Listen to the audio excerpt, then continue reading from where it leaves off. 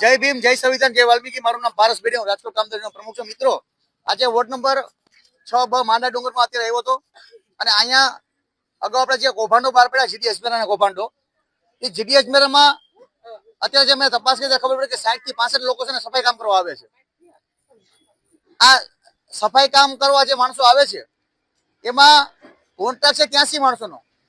રાજકોટ મહાનગરપાલિકા એને 83 એટલે 83 માણસોનો કોન્ટ્રાક્ટ ફાળવેલો છે. હવે 60 થી 65 માણસોમાં કે 70 માણસો લોકો કોન્ટ્રાક્ટ ચલાવે છે. તો જે બીજા માણસો જે કામ નથી કરતા, મતલબ નથી આવતા, એનો લતો આ બધાને વાળવો પડે છે. એને વારંવાર એને લતો આપી દીધો છે કટકા. એટલે શું છે કે એના જે 15 કે 20 કે 25 માણસો એના લતા છે ને એ ડિવાઈડ થઈ જાય.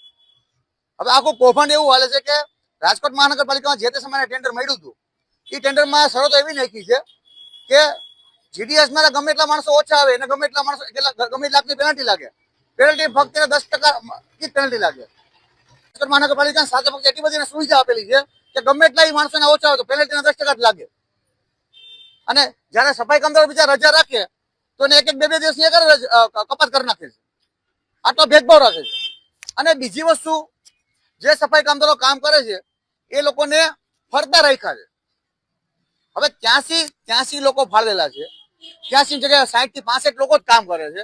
જગ્યા અહીંયા લગભગ 15 થી 20 જગ્યા ખાલી છે અહીંયા, બરાબર, છતાં લોકોને ફરતા રાખે છે. એટલે અહીંયા ટૂંકમાં બહુ મોટું કૌભાંડ છે. રાજકોટ મહાનગરપાલિકા શાસક પક્ષ ભેગા થઈ પોતાના ઉપરથી નીચે બધા હપ્તા લે છે, કોઈ બોલતું નથી. અને જ્યાં સુધી રાજકોટ મહાનગરપાલિકા નહીં છે ત્યાં સુધી કૌભાંડ ચાલુ રહેવાનું, કારણ કે આ બધા એના મેજર કૌભાંડો ચાલુ છે. અને શાસક પક્ષને બધી આ વાતની બધી ખબર છે કે ક્યાં કઈ જગ્યાએ કૌભાંડો ચાલુ છે. આજ આ અમારી સમાજની બેરોજગારી કેટલી દુઃખી છે તમે જોઈ લો. બાળકો લઈને કામ આવવું પડશે એવી પરિસ્થિતિ છે ને.